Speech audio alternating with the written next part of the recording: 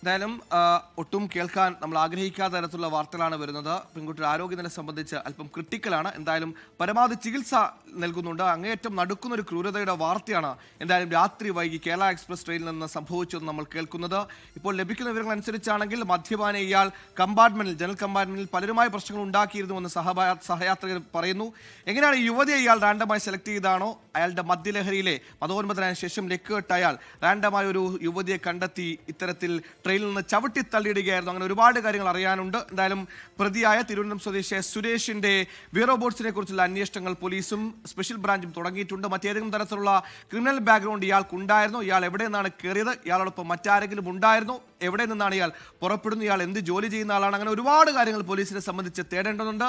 അതിനപ്പുറത്തേക്ക് ഒരു ഇൻസ്റ്റന്റ് ആയ ഒരു പ്രൊവക്കേഷൻ ആണോ, പെട്ടെന്നുണ്ടായ ഒരു പ്രകോപനമാണോ, അതോ നേരത്തെ ഈ ട്രെയിനിൽ ജനറൽ കമ്പാർട്ട്മെന്റിൽ കയറിയത് മുതൽ ഇയാളുണ്ടാക്കിയ ഏതെങ്കിലും പ്രശ്നത്തിൽ ഈ യുവതികൾ ഇയാളോട് ചോദ്യം ചെയ്യുകയോ ഇയാളോട് കയർക്കുകയോ ചെയ്തിരുന്നോ, മറ്റേതെങ്കിലും യാത്രക്കാരുമായി ഇയാൾ പ്രശ്നമുണ്ടാക്കിയിരുന്നോ, അതോ ലഹരി മൂത്തപ്പോൾ റാൻഡമായി ഒരു യുവതിയെ ട്രെയിനിൽ നിന്ന് ചവിട്ടി തള്ളിയിടുകയായിരുന്നോ, അത്രത്തോളം ക്രൂരമായി. ഇപ്പോൾ നമ്മൾ സ്ക്രീനിൽ കാണുന്ന ദൃശ്യങ്ങൾ കാണുന്ന ആളാണ് നമ്മൾ പറഞ്ഞ കൊടും ക്രൂരൻ സുരേഷ് എന്ന മദ്യപാനി. അയാളാണ് ഇപ്പോൾ ഈ പെൺകുട്ടിയെ ചവിട്ടി നിലത്തിട്ടിരിക്കുന്ന അയാളുടെ ദൃശ്യങ്ങൾ നമ്മൾ കാണുമ്പോൾ ഒരു മധ്യവയസ്കനായ ആളാണ്. എന്തായാലും അങ്ങേറ്റം നടക്കുന്ന ക്രൂരതയാണ്. ഇത്രത്തോളം ക്രിട്ടിക്കലായി, ഇത്രത്തോളം ക്രൂവലായി, ഇത്രത്തോളം ക്രൂരമായി, ഇത്രത്തോളം സൈക്കോപാത്ത ഒരാൾക്ക് ചിന്തിക്കാനാകുമോ? ഒരു യുവതിയെ ഓടുന്ന ട്രെയിനിൽ, കുതിച്ചു പായുന്ന ട്രെയിനിൽ അപരിചിതയായ അജ്ഞാതയായ ഒരു യുവതിയെ ഇത്തരത്തിൽ തള്ളി ചവിട്ടിടാൻ ഒരു മനുഷ്യരെ കൊണ്ട് പറ്റുമോ? മദ്യം മൂത്തു കഴിഞ്ഞാൽ ഇത്രത്തോളം ക്രൂരതയിലേക്ക് മനുഷ്യൻ തിരിയും. അങ്ങനെ ഒരുപാട് കാര്യങ്ങൾ കൂടി നമ്മളോട് തന്നെ തിരിച്ച് ചോദിപ്പിക്കുന്ന ഒരു വല്ലാത്ത സംഭവമാണ് ഇപ്പോൾ തിരുവനന്തപുരത്ത് റിപ്പോർട്ട് ചെയ്യുന്നത്. അല്പം മുമ്പാണ് ഈ സംഭവം ഉണ്ടാകുന്നത്.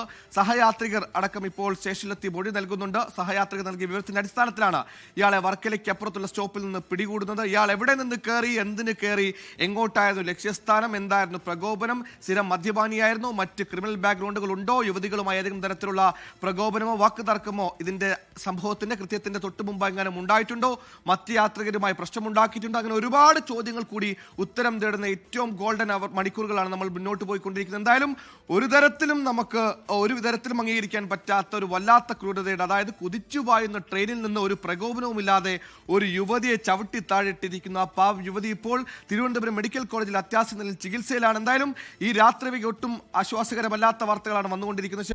ലോകത്തെവിടെയായാലും ഏത് സമയത്തും 24 വാർത്തകളും ഓഗ്മെന്റഡ് റിയാലിറ്റി പാക്കേജുകളും എക്സ്പ്ലെയിനറുകളും വിശദമായി കാണാൻ ഞങ്ങളുടെ യൂട്യൂബ് ചാനൽ നിങ്ങൾക്ക് സബ്സ്ക്രൈബ് ചെയ്യാം.